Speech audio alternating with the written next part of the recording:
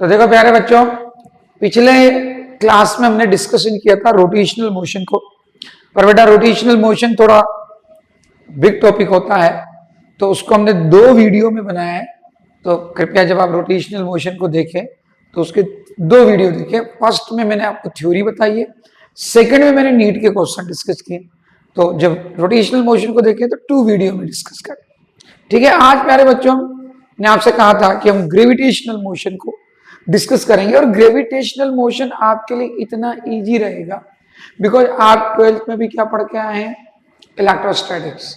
जिस बच्चे को 12th की इलेक्ट्रोस्टैटिक्स आती है, समझ के चलो उसे ग्रेविटेशन सारे क्वेश्चन डेफिनेट, बस कुछ पॉइंट्स एक्स्ट्रा आते हैं, बाकी सारे आपके जो फॉर्मूले वो किससे बन जाते हैं, ग्रेविटेशन के सारे फॉर्मूले इलेक्ट्रोस्टैटिक्स से बना सकते हो। तो हम आपको बताएंगे कि कैसे आप जो इलेक्ट्रोस्टैटिक्स है उसकी हेल्प से आप ग्रेविटेशन के क्वेश्चन सोल्व कर सकते हैं, उसके फॉर्मूले बना सकते हैं। तो चलो अपन डिस्कस करते हैं आज ग्रेविटेशन को। तो सबसे पहले अपन चले हैं, तो आप सब जानते हैं, देखो प्यारे बच्चों, कि ग्रेविटेशन क्या होता है। न्यूटन ने कहा भाई कोई भी जो अर्थ पे कोई भी 2 ऑब्जेक्ट रखे हों, m1 m2 मास के 2 ऑब्जेक्ट रखे हैं, कुछ डिस्टेंस पर है बेटा, r डिस्टेंस पर। तो प्यारे बच्चों m1 m2 मास के 2 ऑब्जेक्ट कुछ डिस्टेंस पे रखे हो तो उनके बीच में क्या लगता है, अट्रैक्शन फोर्स लगता है due to exchange of graviton. You all know कि due to exchange of graviton particle they experience gravitational force. तो न्यूटन ने कहा कि ये भैया जो ग्रेविटेशन फोर्स होता है उसका फॉर्मूला क्या दिया था उसने, G m1 m2 upon r। तो जैसे अपन 12th में पढ़ते हैं कूलम्ब्स लॉ। कूलम्ब्स लॉ आप सब जानते हैं कि उसके अंदर फोर्स में फॉर्मूला क्या होता है, F equals to K Q1 Q2 upon r square.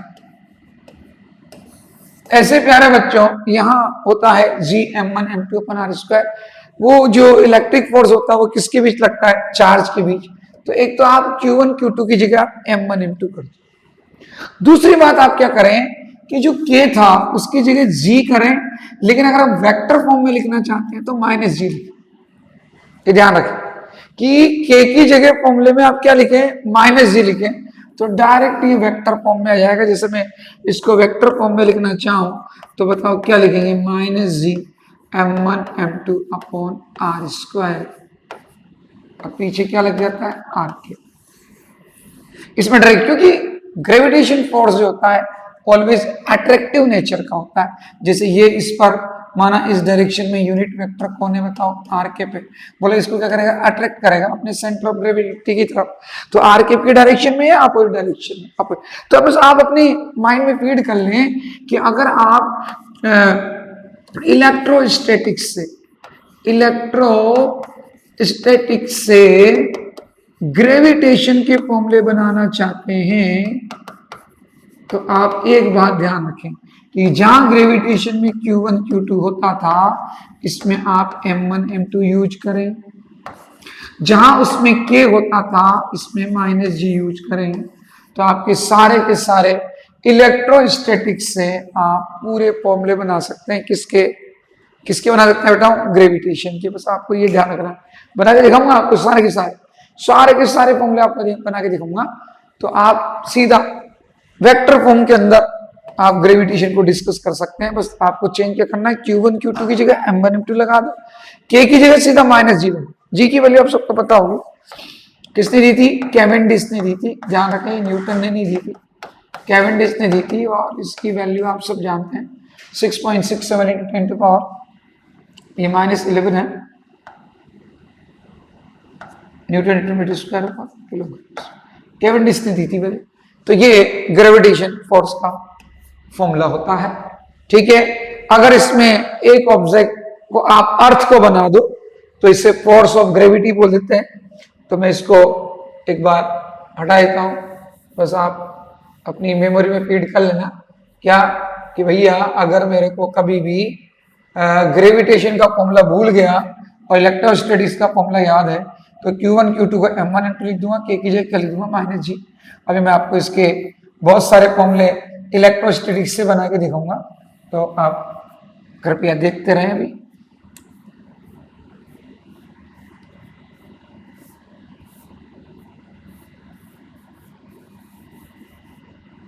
देखिए, तो ये हो गया ग्रेविटेशन फोर्स। अब ये ध्यान रखें कि अगर इनमें से एक ऑब्जेक्ट, जो फर्स्ट ऑब्जेक्ट है वो अर्थ बन जाए, अगर अर्थ बन जाए, अर्थ की रेडियस आप सब जानते हो आर ई अप्रोक्सीमेटली 6400 किलोमीटर लेते हैं हम, और अर्थ का मास 6 × 10⁻24 kg लेते हैं। अगर एक ऑब्जेक्ट अर्थ बन जाए, कौन बन जाए? अर्थ, ठीक है। तो स्मार्ट बच्चों, अगर एक ऑब्जेक्ट अर्थ बन जाए और दूसरा ऑब्जेक्ट तो कोई पार्टिकल है से अपने पास m मास का, कितने डिस्टेंस पर है? r डिस्टेंस पर, तो इसको फोर्स ऑफ ग्रेविटी बोल देते हैं। और उस पे फॉर्मूला क्या लग जाता है भाई? अगर अर्थ वाले केस में फॉर्मूला तो ये रहेगा, F = -g बस m अपॉन r² r³ लग जाता है।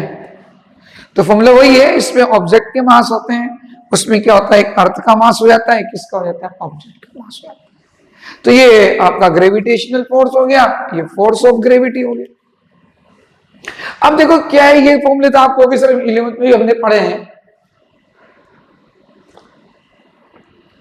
तो इसमें चेंज क्या करेगा? ध्यान से चेंज क्या करेगा कि कई बार क्या करता है, वो मास नहीं देता है। अब देखो, अगर मैं मैग्नीट्यूड लिखूं तो हम F = मैग्नीट्यूड की फॉर्म में क्या लिखते हैं? G(m1 m2) अपॉन क्या होता है? r², ये होता है। अब जैसे आपसे बोल दिया कि भैया 2 स्फीयर हैं, दोनों की रेडियस r है, दोनों एक ही मीटर के बने हुए हैं, सॉलिड स्फीयर हैं,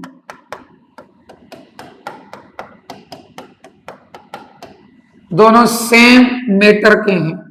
this is of copper, then this is also of copper, same matter. अब मेटर के सेम है तो बेटा डेंसिटी क्या होगी? सेम होगी। क्या होगी? डेंसिटी से। अब वो कह देगा कि बताओ भाई, इनके बीच में जो ग्रेविटेशन फोर्स रहेगा वो आर की कितनी है? इन दोनों के बीच जो ग्रेविटेशन फोर्स रहेगा, बताओ वो आर की कितनी पावर के क्या होगा? प्रोपोर्शनल होगा। नीचे फर्स्ट पॉइंट दे देगा 1/r², के सेकेंड पॉइंट दे देगा r², के थर्ड पॉइंट दे देगा r⁴ के। तो बच्चा क्या करता है? तुरंत प्रभाव से कुछ आओ देखता न ताओ, कहता भैया उसने क्या दे रखा है? ये पूछा है कि फोर्स डिस्टेंस पे किस प्रकार डिपेंड कर रहा है, ये पूछा है। तो सीधा अपन तो क्या करते हैं? F = 1/r² लगा है। तो बच्चा ये सीधा ये लिख दे। नहीं बेटा, उसने क्या दिया है कि दोनों का मेटर सेम मेटर के हैं, तो उनकी डेंसिटी क्या है बेटा? सेम। तो आपको मास को डेंसिटी में चेंज करना पड़ेगा। तो ध्यान रखें, उस कंडीशन में यही ग्रेविटेशन फॉर्मूला क्या बन जाएगा? आप सबको पता होगा, मास इक्वल टू क्या होता है? डेंसिटी इक्वल टू क्या होता है? Mass upon volume. स्फीयर का वॉल्यूम सब जानते हैं। तो आपको m1 m2 की जगह क्या लिखना पड़ेगा? ρ × 4/πr³। क्योंकि दोनों सेम रेडियस के हैं, सेम मेटर के, तो डेंसिटी सेम, रेडियस सेम, तो m1 m2 सेम होंगे तो स्क्वायर हो जाएंगे। तो अब आप m वाला यूज मत करो। अगर उसने सेम मेटर दे दिया, हाँ वो कहता भाई मास कांस्टेंट देता उनका, कुछ नहीं 2 kg का है, 3 kg का है, फिर तो प्रोपोर्शनल टू 1/r²। पर सेम मेटर दे दे, मास का डिस्कशन न करें। अब बताओ बीच की डिस्टेंस कितनी? 2r²। तो बताओ अभी कितनी पावर के प्रोपोर्शनल आ चुका है? आप देख सकते हैं। देखिए भाई, इसको हटा दें तो फॉर्मूला सबको पता है, मास इक्वल टू डेंसिटी। इसको भी density into volume, density into volume same था तो स्क्वायर कर दिया मैंने। तो बताओ ये कितना आ गया? F = कितना आ गया बताओ? 16π²/9 ρr⁴ 4r²। बोले ये सब तो कांस्टेंट है, सेम डेंसिटी, ये सब कांस्टेंट है। तो बताओ कितना आएगा? बताओ ये F ∝ r⁴ है कि नहीं? तो ये आंसर है। तो ये भी क्वेश्चन आपका आया हुआ क्वेश्चन है नीट में कि दो स्पेयर है, सेम मेटर के हैं, सेम रेडियस है, टच किए हुए रखे हैं, बोले इनके बीच जो ग्रेविटेशन फोर्स लगेगा वो रेडियस की कितनी पावर के क्या होगा, प्रोपोर्शनल होगा। ऑप्शन दे दी। तो बोला अब बच्चा इसको लेके बैठा रहे, तो उसने भैया मास का कुछ बोला ही नहीं है, सेम मैटर का बोला तो मास को मत ले, इस फॉर्मूले को चेंज कर ले, मास को लिख दे डेंसिटी इनटू वॉल्यूम। तो ऐसे भी क्वेश्चन आ जाते हैं, ये ध्यान रखें, ठीक है। तो ये आए अपने पास। इसी प्रकार प्यारे बच्चों आपसे एक क्वेश्चन ये पूछता है, कई बार क्वेश्चन पूछ लेता है, जैसे आपसे कह देगा कि बताओ भाई अपने पास में, ये भी अपने 12th के बेस पे क्वेश्चन है कि अपने पास में 2 मास है, 4m और m है, ये 2 मास है, बताओ ये 6 सेंटीमीटर के डिस्टेंस पे रखे हुए हैं, बताओ इनके बीच में 1 kg मास को की पोजीशन बताओ जिसके लिए उस पर नेट फोर्स कितना होगा, 0। डिस्टेंस पूछेगा यहां से, वो डिस्टेंस बताओ जिसपे 1 kg क्या होगा, बैलेंस में रहेगा, नेट फोर्स 0 होगा। तो प्यारे बच्चों ऐसे क्वेश्चन के लिए आप डायरेक्ट फॉर्मूला लगाएं, root m1r upon root m1 plus root m2, ये लगाएं। हालांकि आया कैसे, भाई ये भी ग्रेविटेशन फोर्स लगाएगा, ये भी फोर्स लगाएगा, ईच के कारण फोर्स निकालो, कौन सम कर दो उसका, वेक्टर सम कर दो। सबको पता है कि जब कभी 2 या मोर देन 2 फोर्स होते हैं तो नेट फोर्स कैसे निकालते हैं, ईच के कारण फोर्स निकालो, वेक्टर सम कर दो। तो उसी कंसेप्ट से आया, पर पेपर में इतना लंबा करना नहीं बैठना, डायरेक्ट आप लगाएं ये फॉर्मूला, इससे आपका आंसर आ जाएगा। जैसे 4m का रूट कितना होता है, 2 रूट m, डिस्टेंस कितनी है 6 सेंटीमीटर, बोले इसका रूट कितना आएगा 2 रूट m, इसका रूट m, बोले 2 और 1 कितने होते हैं 3, तो 2 root m upon 3 root m, 6 centimetre, बोलो ये कट गया, 3 2 जा 6, कितना आया 4 सेंटीमीटर, यहां से इसको 4 सेंटीमीटर रखो। बोलो ऑब्जेक्ट किसमें रहेगा, ये 1 kg का मास किसमें रहेगा, बैलेंस में। तो ऐसा कोई बैलेंस का क्वेश्चन पूछ ले किसी भी केस में कि भी आपको 2 ऑब्जेक्ट के बीच में एक मास रख रहा है और पूछ रहा है कहां बैलेंस होगा, तो आप ये फॉर्मूला लगाएं, आपका आंसर आ जाएगा, ऑटोमेटिक आंसर है। इसी प्रकार प्यारे बच्चों आपसे क्वेश्चन पूछ सकता है, जैसे आपसे कह देगा बताओ m मास का एक ऑब्जेक्ट है, इसको 2 पार्ट में किस प्रकार ब्रेक करें कि इनको कुछ डिस्टेंस पे रखें तो इनके बीच जो ग्रेविटेशन फोर्स लगेगा वो मैक्सिमम से मैक्सिमम। तो m को कितने पार्ट में, मतलब किस प्रकार 2 पार्ट में ब्रेक करें, तो let first part is m dash, second is m minus m dash। अब वो कह रहा है कि किस प्रकार 2 पार्ट में ब्रेक करें कि इन्हें कुछ डिस्टेंस पे रखें तो फोर्स क्या लगे, मैक्सिमम से मैक्सिमम लगे। अब बताओ माना r डिस्टेंस पे रखा तो फोर्स का फॉर्मूला क्या होगा बताओ, G m1 m2 upon r square, क्या होना चाहिए, मैक्सिमम। अब बोला मैक्सिमा के लिए कंडीशन क्या होती है, फर्स्ट डिफरेंशियल कितना कर दो, इसका 0 कर दो, फर्स्ट डिफरेंशियल 0, तो मैक्सिमम कब होगा, जबकि इसका m डैश के रेस्पेक्ट में अपन फर्स्ट डिफरेंशियल करें वो कितना आना चाहिए, 0।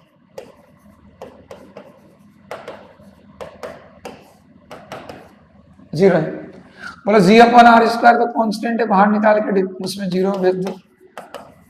कोई बच्चा का सर एम डेस के रेस्पेक्ट में क्यों किया, क्योंकि हमने फर्स्ट पार्ट एम डेस ही तो एज्यूम किया इसका, तो वेरिएबल एम डेस ही है। अब इसको अंदर मल्टीप्लाई कर दो, बोलो एम डेस के रेस्पेक्ट में डिफरेंशियल करो, कितना आएगा m, है ना, इसका 1 हो जाएगा, m कांस्टेंट है, m बचेगा, एम डेस का एम डेस के रेस्पेक्ट में 1 होगा, और इसका कितना होगा 2m डैश इक्वल्स टू 0, तो बोलो m डैश इक्वल्स टू कितना है m/2। इसका मतलब अगर m मास को m/2, ये पार्ट m/2, तो ये भी कितना होगा बताओ, m/2 पार्ट में डिवाइड करें तो अट्रैक्शन फोर्स क्या होता है, मैक्सिमम से मैक्सिमम होता है। तो वहाँ पेपर में तो डायरेक्ट लिख सकते हो आप, जैसे कि m को कितने पार्ट में डिवाइड करें कि फोर्स मैक्सिमम हो, डायरेक्ट ये फॉर्मूला अप्लाई। मैं उन्हीं फॉर्मूले को डिस्कस कर रहा हूँ बेटा, जो बच्चे ये जस्ट 12 देके हटे हैं वो ज्यादा पढ़ाई नहीं कर सकते 11th की, क्योंकि अभी बोर्ड का एग्जाम देके हटे हैं, तो उनको मैं टू द पॉइंट वही फॉर्मूले पे ले जा रहा हूँ जिन पे नेट में क्वेश्चन आएंगे पक्का, तो आप इनको ज्यादा डिस्कस करें। तो इस प्रकार बताओ m/2 में डिवाइड करो, फोर्स का मान मैक्सिमम हो जाएगा। ऐसे आपसे बोल दे कि भैया एक ट्राइंगल है, एक ट्राइंगल, बताओ इस ट्राइंगल के ये 3 वर्टेक्स हैं, इस पर m मास के पार्टिकल रखें, ठीक है। अब आपसे क्वेश्चन क्या पूछेगा कि भैया इसको हम इस प्रकार रोटेट करते हैं सिस्टम को कि तीनों मास एक सर्कल की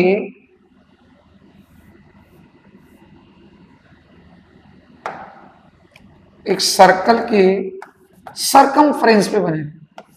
आपको इस प्रकार इसको रोटेट करना है सिस्टम को कि ये यहां पर एक ए साइड वाले, कौन सा ए साइड वाला एक ये इक्विलेटरल ट्रायंगल है, इसकी फॉर्म में बने रहे हमेशा। और इसके मतलब ये इसको रोटेट करना है इस प्रकार की, ये सर्कल की फॉर्म में रोटेट करते हैं। तो बोला इससे ये जो इक्विलेटरल ट्रायंगल है इसकी साइड्स कितनी दी गई है, ए दी गई है। अब आपको इस सिस्टम को रोटेट कर रहे हैं अपन इस प्रकार की सर्कल की सरकमफेरेंस पर हमेशा। तो बताओ इन पार्टिकल की वेलोसिटी क्या है? क्या पूछेगा? वेलोसिटी क्या? वेलोसिटी बताओ, ये पूछे। तो बेटा ये ध्यान रखो कि इनकी वेलोसिटी अगर पूछता है तो सीधा ध्यान रखो कितनी होगी, gm अपॉन इसकी साइड ए, रूट gm अपॉन ए। अब कोई बच्चा के सर कैसे आया, तो आया भी हम बता सकते हैं, बहुत इजी है। कैसे? ये तो मैंने आंसर बताया कि डायरेक्ट आप वहां पर नीट में एबीसीडी आते हैं, एमसीक्यू क्वेश्चन आते हैं, डायरेक्ट लिखते हैं। पर कोई बच्चा का नहीं सर मेरा इंटरेस्ट है, कैसा है ये बताओ, तो बहुत इजी। देखो बहुत इजी कैसे है बताओ, जैसे आप किसी एक भी पार्टिकल इसको ले लेते हैं, बोले इस पर अट्रैक्शन फोर्स कौन कौन लगाएगा बेटा, बताइए इस पे कौन कौन लगाएगा। एक तो ये ग्रेविटेशन फोर्स लगाएगा इस साइड में, ये लगाएगा इस साइड में। ग्रेविटेशन फोर्स का फॉर्मूला मैंने आपको बताया, दोनों इक्वल फोर्स लगाएंगे। कितना फॉर्मूला था, जी m1 m2 अपॉन डिस्टेंस का स्क्वायर, इधर इधर दोनों इक्वल फोर्स लगाएंगे।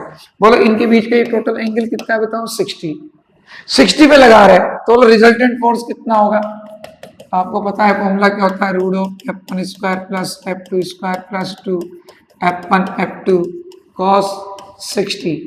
बोला f1 f2 बराबर है, बिल्कुल इक्वल है, देख सकते हो आप। तो ये इक्वल है तो ये कितना हो गया बताओ, 2f2 स्क्वायर, ये भी कितना हो गया 2f2 स्क्वायर cos 60 की वैल्यू। हाँ अपने f1 की जगह क्या लिख दिया, f2 लिख दिया सबसे। बोला cos 60 यहाँ पता है हट गया, बोला कितना है, तो रूट 3 f2 की वैल्यू पुट कर दो, कितनी हुई f2 की value, gm square upon a square. इतना ग्रेविटेशन फोर्स आएगा।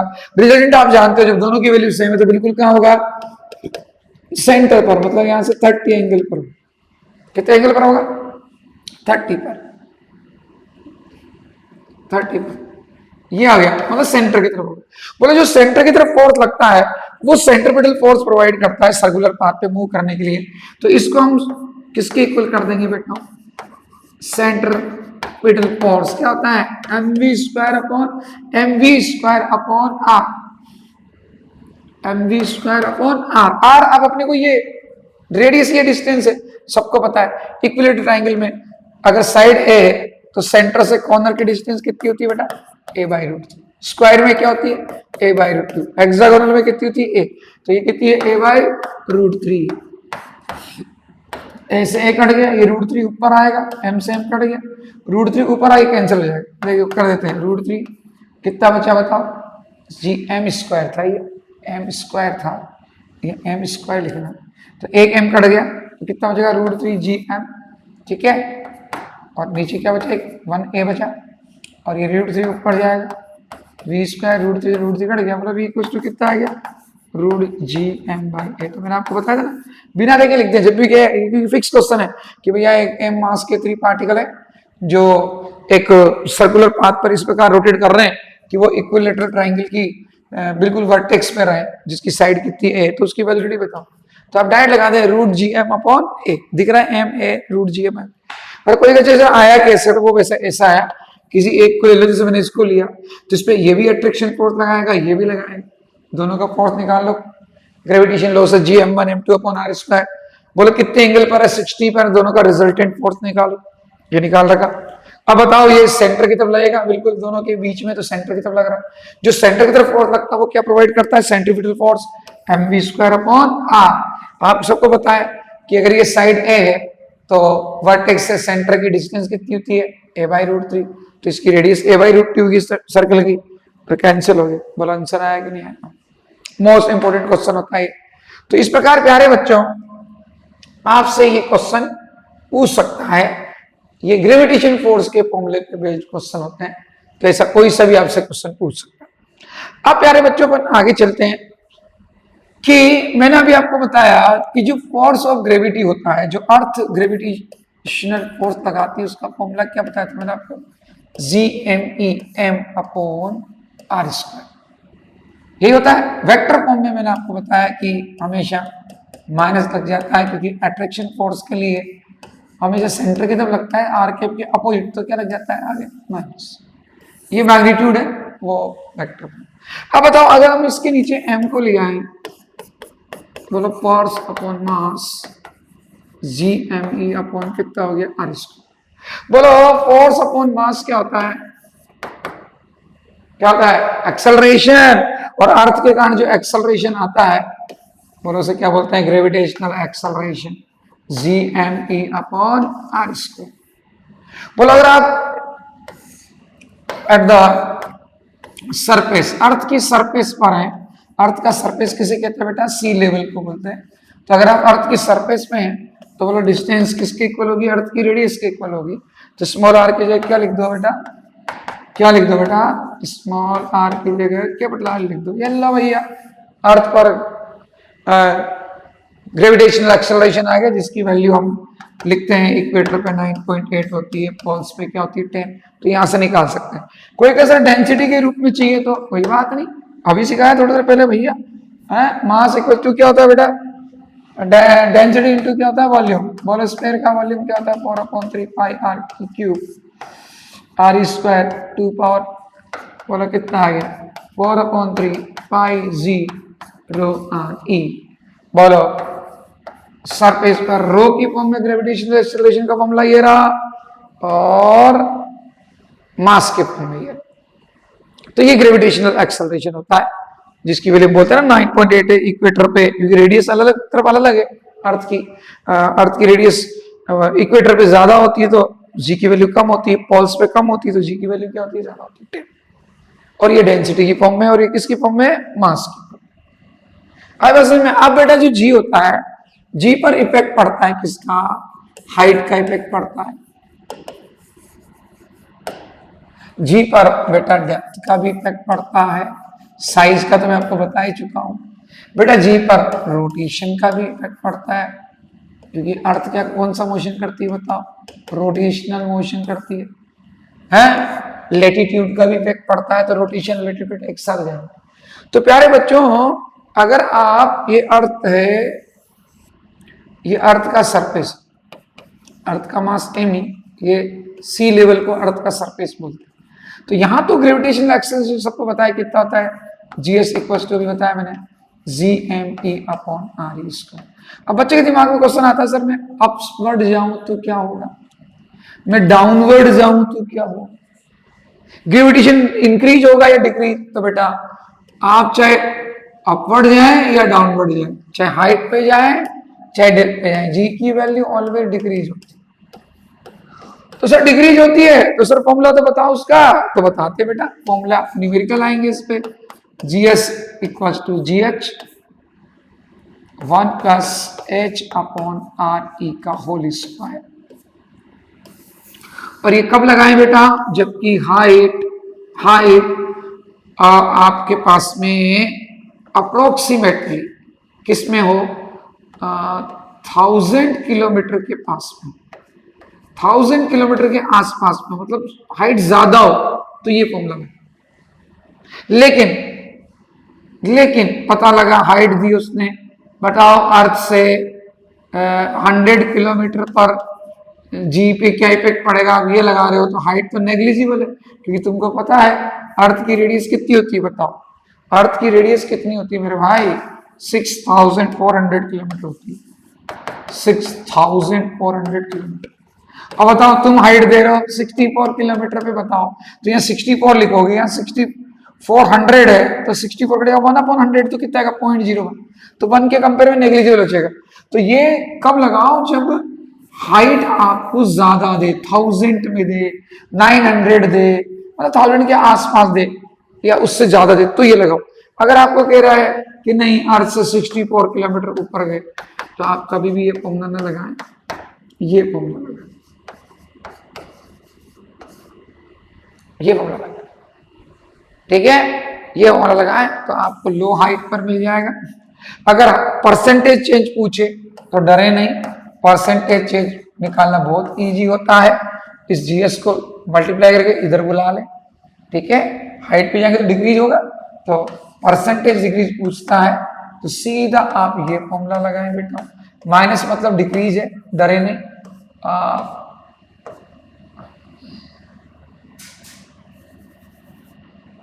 माइनस मतलब डिक्रीज है तो ये फॉर्मूला लगाएं, अपने आप ही आपके पास में परसेंटेज डिक्रीज में आ जाएगा। जैसे वो कहते हैं वो हाइट निकालो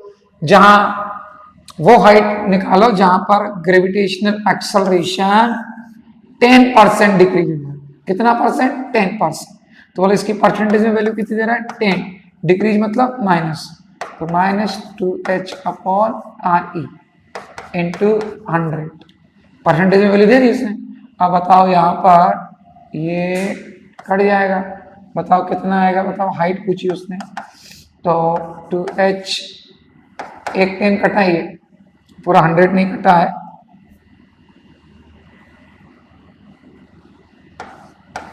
एक 10 कट गया तो बोला 2h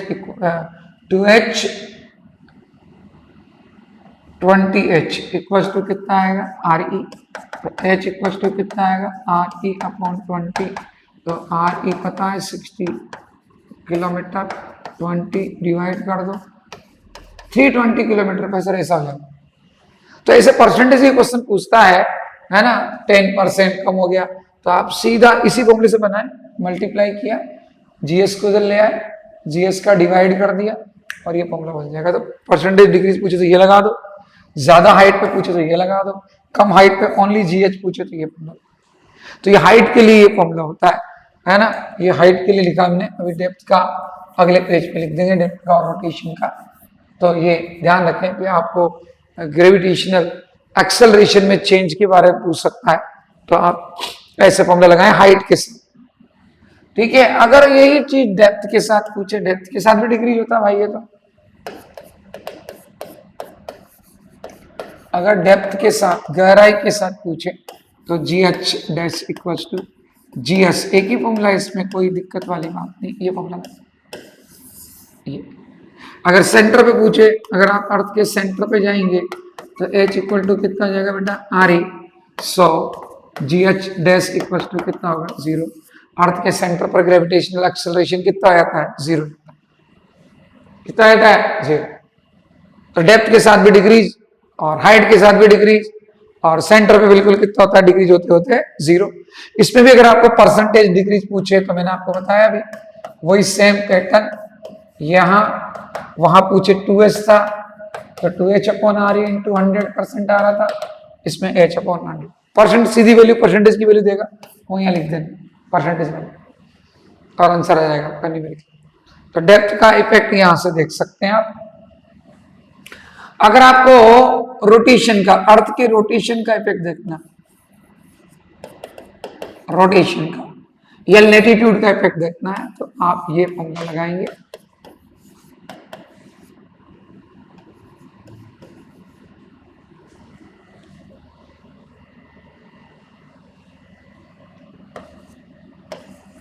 आप ये फॉर्मूला लगाएंगे G lambda equal to G minus omega square RE cos square, ठीक है। ये फॉर्मूला लगाएंगे G lambda equal to G तो जो अपने सरफेस पर है, ओमेगा क्या है angular velocity, omega equal to क्या होता है 2π/t से निकाल सकते हैं एंगुलर वेलोसिटी, RE अर्थ का एल्टीट्यूड आपको दे, ठीक है, तो आप निकाल सकते हैं। ओमेगा की वैल्यू डायरेक्ट लिखना चाहें 7.29 10⁻⁵ रेडियन पर सेकंड लिख सकते हैं ओमेगा। तो खैर ये अगर रोटेशन का इफेक्ट पूछे है, जैसे आप सब पूछे इक्वेटर पे बताओ क्या इफेक्ट पड़ता है, तो बताओ इक्वेटर पे लैम्डा इक्वल टू कितना होता है? 0। कहां पर? इक्वेटर पर। इक्वेटर पे लैम्डा इक्वल टू 0 होता है, तो क्या इफेक्ट पड़ता है बताओ? ओमेगा स्क्वायर आर ई के बराबर कम हो जाता है ग्रेविटेशनल एक्सेलरेशन। आपसे पोल्स में पूछे, पोल्स में पूछे तो बोलो यहाँ 90 लिख दो, cos 90 की वैल्यू कितनी थी? 0। बोलो पोल्स पे कोई इफेक्ट नहीं पड़ता रोटेशन। कहां पड़ता है मैक्सिमम से मैक्सिमम इफेक्ट? कहां पड़ता है? इक्वेटर पे पड़ता है सबसे ज्यादा इफेक्ट। और ओमेगा स्क्वायर आर ई क्या होता है? कम हो जाता है। तो सबसे ज्यादा रोटेशन का इफेक्ट कहां पड़ता है? इक्वेटर पे। पोल्स पे कोई इफेक्ट नहीं पड़ता, कोई चेंज नहीं। जैसे आपसे पूछ सकता है कि भैया एक क्वेश्चन पूछ सकता है, find out the angular velocity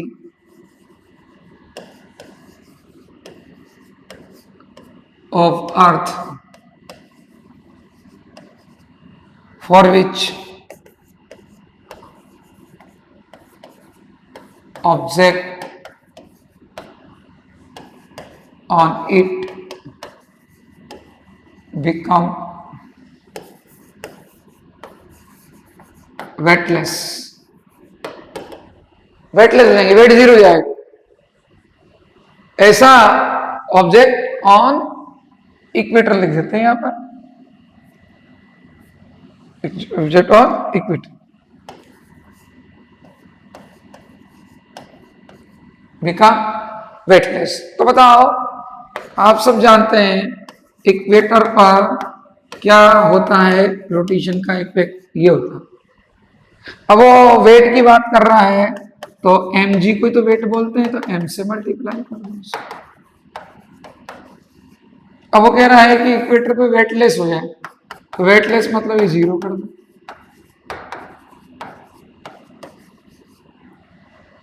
बोला इसका ट्रांसफर कर दो, तो m omega square R E equal to कितना होगा? mg। m से m कट गया, बोलो ओमेगा इक्वल टू कितना आ गया? g/r। वैसे थ्योरी में देगा, अगर न्यूमेरिकल में दे तो जी की वैल्यू आप पुट कर सकते हैं, पता है 9.8 या 10। आर ई की वैल्यू पुट कर सकते हैं 6400 किलोमीटर। बाकी वो ऑप्शन में ऐसे ही देगा, तो आप ऐसे इजीली वैल्यू फाइंड आउट कर सकते हैं। तो ऐसे रोटेशन की इफेक्ट पे न्यूमेरिकल बन जाता है आपके नीट के अंदर। बहुत इजी है, मतलब कोई दिक्कत वाली बात नहीं है। आपको क्वेश्चन भी कराऊंगा बाद में, नीट में आए हुए क्वेश्चन, तो आप देखेंगे यही क्वेश्चन रिपीट हो रहे हैं बाद में। मैं थ्योरी बता रहा हूं यार। ऐसे प्यारे बच्चों, अब अपन चलते हैं नए टॉपिक के तरफ। उसका नाम क्या है?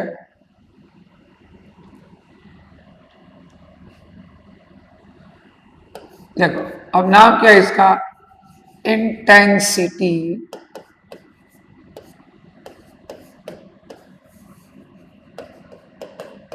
Of gravity. Intensity of gravity.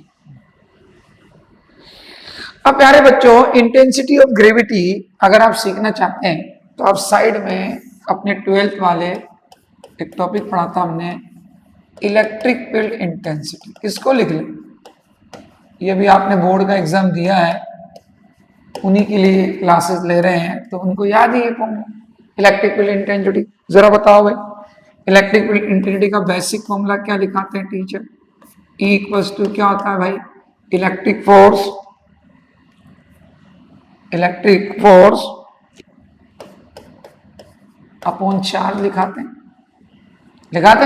तो बोलो यहां पर इंटेंसिटी ऑफ ग्रेविटी का फॉर्मूला उससे बना, वहां इलेक्ट्रिक फोर्स या ग्रेविटेशनल फोर्स, वहां चार्ज या मास, फॉर्मूला हो गया भाई ये। अच्छा सर, ये पॉइंट चार्ज के कारण हम निकालते थे सर r डिस्टेंस पर, उसका फॉर्मूला आता था सर kq/r²। तो सर यहाँ क्या होगा? यहाँ क्या होगा पता है तेरे को बेटा? अगर सिंगल मास दे रखा है m और r डिस्टेंस पे तेरे को इंटेंसिटी पूछ रहा है, तो कुछ मत कर, k की जगह मैंने सिखाया था क्या लिख दे? -g, सीधा वेक्टर फॉर्म में आ जाए। q की जगह क्या लिख दे बेटा? मास। ये ले भाई, ये ले, आ गई intensity of gravity point charge के कारण। अच्छा सर ये तो वैसे मिल गया। अब सर मेरे को अगर स्पेयर के कारण निकालना हो तो डरे मत, तू डरे मत, तू चलता जा। चल इधर इलेक्ट्रिक फील्ड लिख रहा है, बता तू इस होलो स्पेयर के कारण जानना चाहता है, स्पेरिकल सेल के कारण। चला जा, गॉस लॉ पढ़ के आया, बहुत मस्त मस्त पढ़ के आया तू। बता मेरे को, होलो स्पेयर है जिसपे चार्ज क्यू है, तो बता इसके आउटसाइड तेने इलेक्ट्रिक फील्ड क्या पढ़ा, मुझे बताता जा तू। सरफेस पे क्या पढ़ा बेटा, इन क्या पढ़ा, बोलता जा तू। मैं तेरे को, तू ये बोल, मैं तेरे को ये दे दूंगा। ये इधर भी होलो स्पेयर है, वहां चार्ज है, यहाँ क्या देगा भाई, मास देगा। रेडियस वहां भी आर थी, यहाँ भी कितनी है, आर है।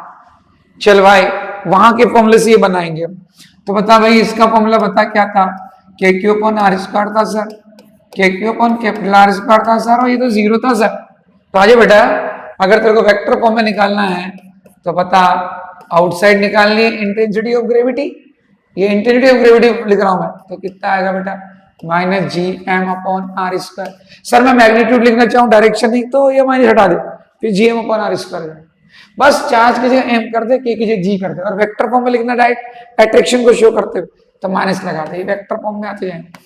अच्छा सरफेस पे सर क्या करूंगा, तो क्या करना है तेरे को बता तो दिया कि क्यू की जगह एम और के की जगह माइनस। चलो सर इनसाइड, अब इनसाइड तो जीरो होता है, कर भी क्या ले। अच्छा सर ये बताओ सर, इसका जो कर्व था वो हम बनाते थे, वो ऐसा बनाते थे सर ई और आर के बीच में। और सर इसका पूछ लिया तो अरे तो यार क्या दिक्कत है, कोई दिक्कत नहीं बेटा, ये बस अट्रैक्शन नेचर का होता है, वो प्लस था तो रिपल्शन का था, ये अट्रैक्शन का होता है, इसको नीचे बना दे। चल अंदर तो जीरो होती है, बाहर ये ले, बस इस चीज को नीचे बना दे, क्योंकि ये माइनस में जाएगा पूरा, ये इंटेंसिटी ऑफ ग्रेविटी और आर के बीच में डिस्टेंस वैसा का वैसा, मतलब सब कुछ वैसे ही चलेगा, ये ध्यान रखें। कोई के सर अगर आप कहते थे वहां पर मेटलिक स्फीयर है, सॉलिड सॉलिड मेटलिक स्फीयर है, तो सर उसके लिए क्या आता था, यही फॉर्मूले होते थे मेटलिक। हाँ लेकिन इंसुलेटर के लिए क्या था, तो हम इंसुलेटर के लिए लिख लेते। इधर आओ, अब यहां जाए सॉलिड स्फीयर, सॉलिड स्फीयर के लिए तो ये भैया सॉलिड स्फीयर है, अंदर भरा हुआ भरपूर मात्रा में भरा हुआ है। मास कितना है इसका, एम है, रेडियस कितनी है इसकी, आर है। अब सर मेरे को इसके लिखने, तो तू बेटा वहां इंसुलेटर जो सॉलिड तेने इंसुलेटर पढ़ा है, याद कर, सॉलिड इंसुलेटर पढ़ा है तेने, बता उसके लिए आउटसाइड इलेक्ट्रिक फील्ड क्या था सर, वो तो वही था। हाँ बेटा वही था। चल बेटा सरफेस पे बता रहे सर, वो वही था, सेम था। अच्छा बता बेटा अंदर क्या था, और सर अंदर तो चेंज हुआ था ना, के क्यू अपॉन आर क्यूब हो गया था, तो बस बेटा यहाँ भी सेम ऐसे ही आएगा, बस तेको चेंज क्या करना है बता, इंटेंसिटी ऑफ ग्रेविटी निकालनी है, आउटसाइड निकालनी है, वेक्टर फॉर्म में लिखना चाहता है तो के की जगह minus G M upon R square. ये लो आ गया बेटा, आ गया है, आ गया बेटा। चलो सर, और सरफेस पे सर, अरे सरफेस बोला तो सही तेरे को बोला रे, मैं कुछ नहीं करना है, बस क्यू की जगह एम और के की जगह माइनस। अच्छा सर इनसाइड, अरे इनसाइड भी बोला रे मैं तेरे को, माइनस जी एम आर अपॉन आर। ये ले भाई, ये आगे अब इस पे भैया एक धांसू क्वेश्चन बना लेता है, वो धांसू क्वेश्चन बना लेता है इस पे, नीट के अंदर बना सकता है, आईआईटी में से बनाता है ये क्वेश्चन। क्या बनाता है कि भैया ये एक अर्थ भी एक सॉलिड स्फीयर है बेटा, सबको पता है अर्थ क्या है, सॉलिड है।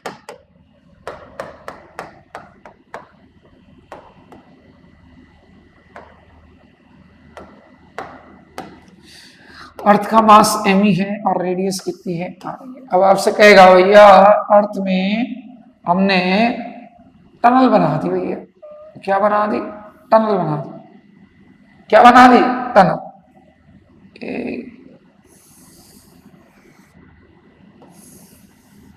ऐसे सेंटर से जाते हुए टनल बना दी, ठीक है। अब हमने क्या किया, इसमें एक बॉल को गिरा दिया, एम मास के बॉल को ड्रॉप डाउन कर दिया।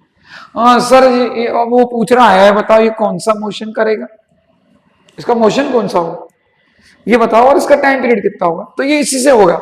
बताओ, माना है किसी टाइम पर आर डिस्टेंस पर है, अर्थ की रेडियस तो आर ही होती है, आर डिस्टेंस पर, तो आर डिस्टेंस पर इंटेंसिटी ऑफ ग्रेविटी जिसकी डायमेंशन जी के इक्वली होती है, जाके देखो इसका फॉर्मूला क्या था, एफ अपॉन एम।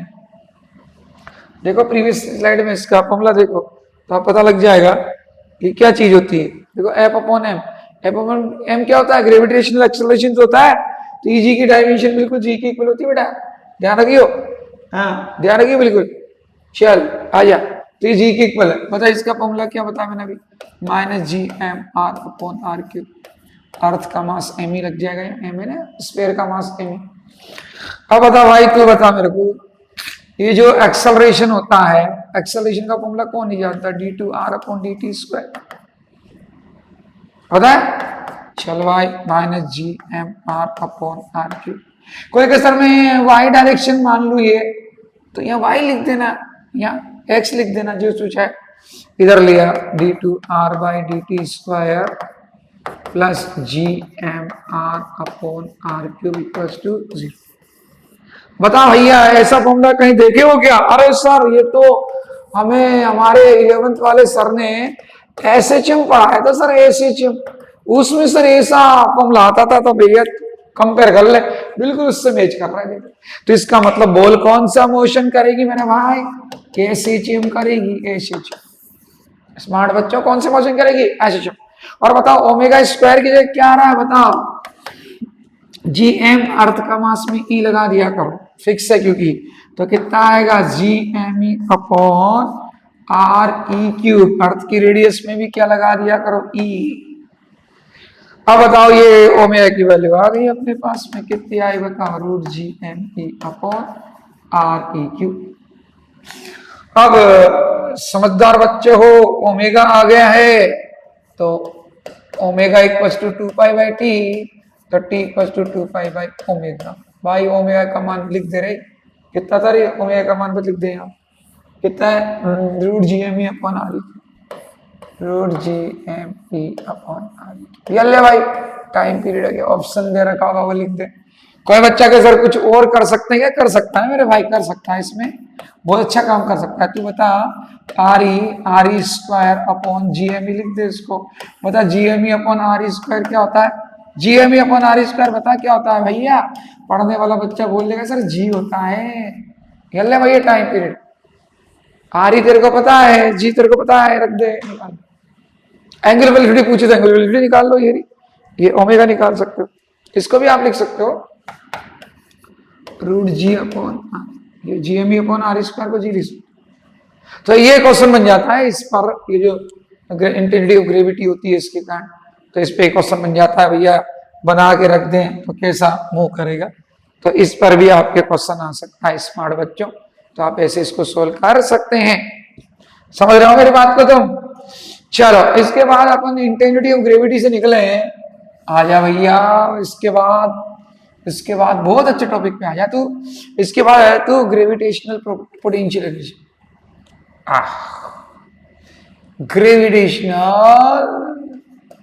ग्रेविटेशनल, इसको मैं सब 12th से सिखाऊंगा ना, इसलिए मैंने लाइन खींच दी बीच में, पोटेंशियल एनर्जी। ओ भाई इसको, अरे भैया अभी तुम 12th में इलेक्ट्रिक पोटेंशियल एनर्जी पढ़ के आए, हम इसीलिए तो 11 को ज्यादा डिस्कस कर रहे हैं, 12th तो भी पढ़ी है, तो रिसेंटली सबको पता है, तो बोला इलेक्ट्रिक पोटेंशियल एनर्जी सबको पता भाई, U इक्वल्स टू के Q1 Q2 अपॉन R होती है। तो सर ये, अरे तो भाई डर क्यों रहा है, के की जगह क्या लिख दे, माइनस जी M1 M2 अपॉन R हो जाएगी, ये पोटेंशियल एनर्जी आ गई, पोटेंशियल एनर्जी। जैसे वहां रखते हैं टू सिस्टम, टू पार्टिकल है, Q1 Q2, बीच की डिस्टेंस कितनी है, R है? तो यहाँ पर M1 M2 है और बीच की डिस्टेंस क्या है, R है, तो सिस्टम की पोटेंशियल एनर्जी कितनी होगी, माइनस जी M1 M2 अपॉन R। कोई का सर एक अर्थ हो तो, अरे तो डर क्यों रहा है, एक अर्थ है तो माइनस जी M अपॉन R लगा दे भैया, यह आ जाएगा।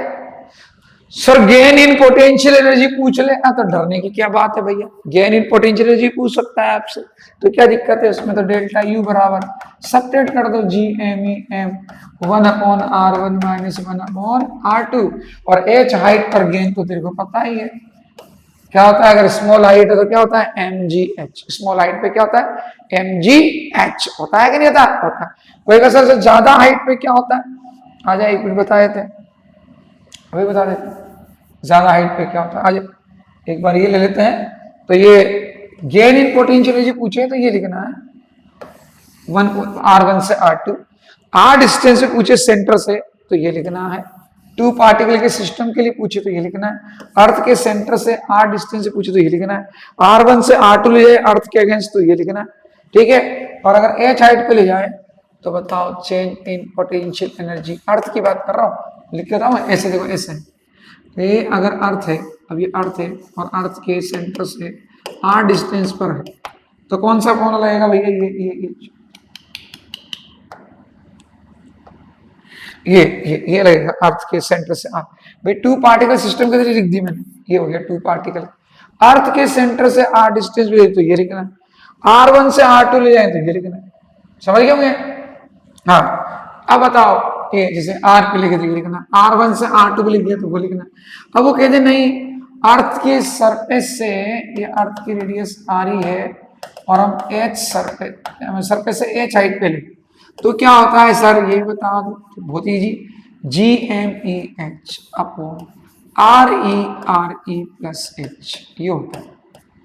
पर अगर H is less than RE बहुत नेग्लिजिबल हो तो बताओ हम क्या करते हैं, आपको पता है RE के कंपेयर में H को नेग्लेक्ट कर दो, RE क्या होगा RE स्क्वायर, ठीक है, एक M और है, सॉरी यहाँ M भी आएगा, तो ये RE क्या हो जाएगा RE स्क्वायर, तो क्या बन जाता है बताओ MGH, ये M ये भी आएगा बेटा, ये भूल गया था, ये स्मॉल m भी था ना GMEM, तो ये भी साथ चलेगा, तो ये GMEHMRE प्लस H ये होता है अगर आप H हाइट पे ले जाओ, ज्यादा हाइट है तो ये फॉर्मूला लगाना पड़ेगा, और अगर कम हाइट है तो आप लगाते हैं कौन सा MGH।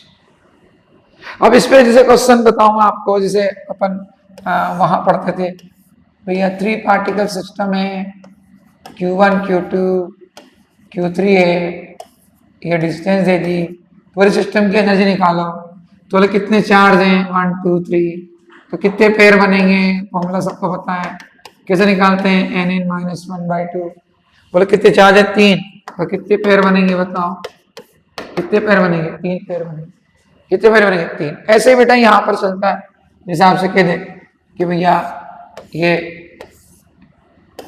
इक्विलेटरल ट्राइंगल है, इसके 3 वर्टेक्स पे m मास रखें, सिस्टम को बनाने के लिए वर्क डन निकालो, तो जितनी एनर्जी होगी उतनी ही वर्क डन करना पड़ेगा, तो आप तो एनर्जी निकालो, जब भी वर्क डन पूछे कुछ पूछे क्या निकालनी है, बोलो एनर्जी कैसे निकालेंगे 3 पार्टिकल सिस्टम की, पहले इन दोनों की एनर्जी निकालो, क्या फॉर्मूला होता है बताओ, अभी क्या बताया था मैंने, GM1M2 अपॉन डिस्टेंस, GM1M2 बटा डिस्टेंस 3 बार आएगा, ये लो आंसर आएगा,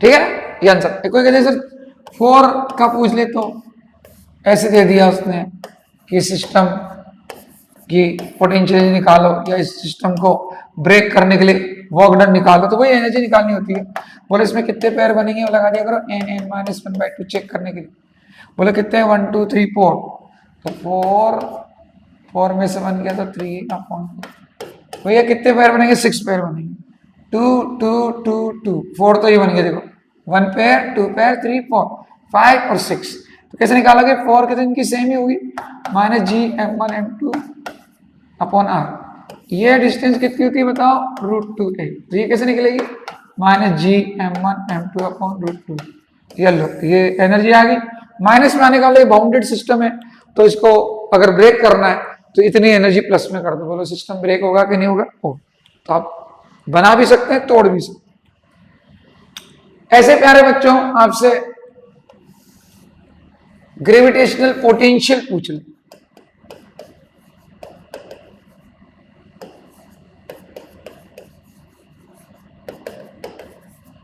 तो आपको इलेक्ट्रिक पोटेंशियल आता है, हर बच्चे को इलेक्ट्रिक पोटेंशियल सबने सीख रखा है, सबने। तो बस उससे ये इसको निकाल लो आराम से, बिल्कुल इजी। बताओ वहां पर, बताओ पोटेंशियल का फॉर्मूला क्या था, हम आपको उसी से सिखाते हैं। बोलो पॉइंट चार्ज के कारण पोटेंशियल क्या होता है, के क्यू अपॉन आर।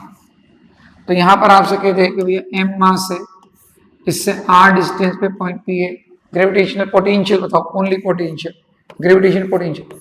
तो कुछ नहीं, के की जगह माइनस जी, क्यू की जगह एम। हाँ ये सर आंसर आई। कोई कहते नहीं सर होलो स्फीयर दे दिया है, होलो स्फीयर के कारण पूछ लिया, एम मास का, रेडियस आर, इसके कारण पूछ लिया। तो सर यहाँ तो 3 कंडीशन है, तो क्यों नहीं है? तो अपने को बताओ, अपन 12th में स्पेरिकल सेल के कारण निकाल के आते, पोटेंशियल स्पेरिकल सेल का याद करो। बोलो आउटसाइड क्या होता था बताओ, K Q upon small R. Surface पे और इनसाइड सेम होता था, याद करो, के क्यू अपॉन कैपिटल आर। बस लिख दो उसको, छाप दो यहाँ। बोलो ग्रेविटेशन क्वेश्चन आउटसाइड पूछा है, minus G M upon small R. अच्छा सरफेस पे और इनसाइड तो सेम होता है, माइनस जी एम अपॉन आर। आंसर आ गया भाई, सेम वैसे। तो 11 के मतलब 12, वो जो 12 में अपन पढ़ के आए हैं इलेक्ट्रिक वाला, उससे आप ग्रेविटेशन की बना सकते हैं। कोई कैसा सॉलिड आ गया तो सॉलिड का भी बंदी बताए थे, पता वहां इंसुलेटर स्पेयर पढ़ा था मैंने, इंसुलेटर, उसके फॉर्मूला याद कर। पता आउटसाइड क्या था, के क्यू अपॉन आर। पता सरफेस पे क्या था, K Q upon capital R. पता इनसाइड क्या था, K Q upon 2 R Q 3 R square minus small R square. सबको याद है? याद है कि नहीं है? याद। बताओ सेंटर पे कितना होता था, आर इक्वल टू 0 करते हैं, बस सेंटर पे कितना होता था 3 के क्यू अपॉन 2 आर, क्योंकि ये 0 हो जाता है। सेम ऐसे कैसे बताऊं, अगर आपको सॉलिड स्फीयर है एम मास का, अर्थ हुआ, कोई भी सॉलिड स्फीयर है, इसकी रेडियस दे दी और आपको इसके कारण ग्रेविटेशन पूछे, पोटेंशियल पूछे, तो आउटसाइड कितना होगा, minus G M upon R. बोलो सरफेस पे कितना होगा, minus G M upon capital R, है ना। और इनसाइड कितना होगा, वहां से देखो, minus G M upon 2 R cube 3 R square minus small R square. कुछ सेंटर पे कितना होगा, -3। के निकालो, समझ जाओ आप, कुछ नहीं करते हैं, के की जगह माइनस जी लिख देते हैं और क्यू की जगह एम लिख देते हैं, बाकी सारे फॉर्मूले वैसे वैसे है कि नहीं है? तो ये ऐसे फॉर्मूले बेटा सारे के सारे आपके कहां से बन जाते हैं, सारे सारे फॉर्मूले वहां से बने अपने, किससे, 12th की इलेक्ट्रोस्टैटिक्स। ठीक है ऐसे। अब अपन और भी पॉइंट डिस्कस करेंगे। अब इसके बाद प्यारे बच्चों आता है एस्केप वेलोसिटी। सब जानते हैं एस्केप वेलोसिटी क्या होती है। वो वेलोसिटी, वो मिनिमम वेलोसिटी जिससे किसी भी ऑब्जेक्ट को थ्रो करें, ऑब्जेक्ट को थ्रो करें तो वो अर्थ की ग्रेविटेशन लिमिट को क्रॉस कर जाए और वापस अर्थ पर लौट कर ना आए। बोलो प्यारे बच्चों, उसे क्या बोलते हैं, एस्केप वेलोसिटी। तो सबको पता है इसका फॉर्मूला, बताओ एस्केप वेलोसिटी का फॉर्मूला कितना होता है। बोलो अर्थ की सरफेस पर, अर्थ की सरफेस पर बताओ कितना फॉर्मूला होता है, √2 GRE, पता है, जिसको अपन क्या बोलते हैं, 11.2 किलोमीटर पर सेकेंड। एस्केप वेलोसिटी कहां पर, अर्थ की सरफेस पर ये होता है, ये होता है। अब कोई बच्चे का सर कैसे आया सर ये, तो बहुत इजी निकाल ले। पता अर्थ की सरफेस पे तेने v वेलोसिटी से फेंका तो काइनेटिक एनर्जी ये रही, अर्थ की सरफेस पर पोटेंशियल एनर्जी ये होती है, मतलब टोटल मैकेनिकल एनर्जी होगी। बोला जब ये ग्रेविटेशन लिमिट को क्रॉस कर गया, ये मिनिमम वेलोसिटी है, मिनिमम जिससे बस क्रॉस करेगा और रुक जाएगा, तो काइनेटिक एनर्जी 0, साथ में पोटेंशियल एनर्जी भी कितनी होगी, 0, क्योंकि अर्थ को तो कवर ही कर गया ग्रेविटेशन लिमिट को। तो यहाँ तो बताओ अब यहाँ पर क्या होगा, इसको आप mv² = GMEM/RE, एम से एम कैंसिल हो गया, तो बताओ ये एस कैपेसिटी का फॉर्मूला है √2gme अपॉन RE। बोलो ग्रेविटेशनल एक्सेलरेशन का फॉर्मूला सबको पता है, अर्थ के सरफेस पर अभी बताया मैंने, ये होता है। तो जीएमई को क्या लिख देंगे बेटा, 2g_RE²। RE एक RE कट गया, बता फॉर्मूला आ गया कि नहीं आ गया। अर्थ कोई का सर एच हाइट पे पूछ ले तो, अरे भाई यहाँ एच लिख दे बस, ये ले एच हाइट पर, एच हाइट पर आ गया बेटा। इसमें फिर ये कटेगा नहीं, ये कटेगा नहीं बेटा।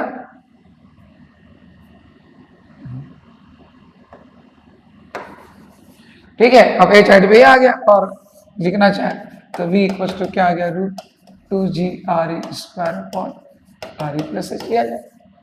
क्या दिक्कत है, हरी बात समझ मेरी। तो इससे आप एच हाइट पे निकाल सकते हैं। ठीक है,